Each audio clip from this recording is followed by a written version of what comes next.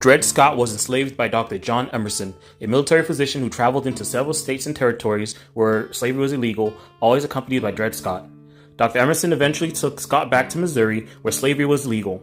When Dr. Emerson died there in 1843, Scott was still enslaved.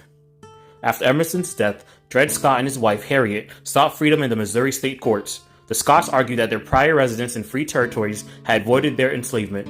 The Missouri Supreme Court ruled against the Scotts and authorized Dr. Emerson's widow, Irene, to continue to enslave them. When Irene Emerson later gave her estate, including the Scotts, to her brother, John Sandford, Dred Scott brought suit in federal court.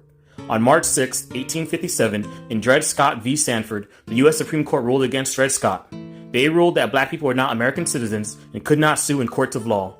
Written by Chief Justice Roger B. Taney, the Supreme Court's Dred Scott decision held that the Fifth Amendment did not allow the federal government to deprive a citizen of property, even when that property was enslaved people, without due process of the law. This ruling kept the Scotts legally enslaved, invalidated the Missouri Compromise, and reopened the question of slavery's expansion into the territories. The resulting legal uncertainty greatly increased sectional tensions between slave and non-slaveholding states, pushing the U.S. further onto the path towards civil war. Unable to win liberty in the courts, Dred and Harriet Scott were eventually freed by a subsequent enslaver only a few months after the decision. Unfortunately, Dred Scott died just a few months later of tuberculosis, while Harriet Scott lived until 1876.